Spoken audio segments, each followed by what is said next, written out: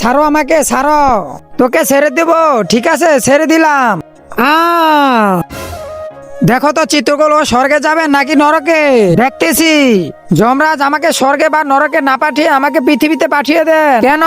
যারা আমাকে মেরেছে আমি তাদের উপর বদলা নিতে চাই, আর যদি ওদেরকে না মারি তাহলে ওরা আমার পুরো পরিবারকে মেরে ফেলবে। ঠিক আছে।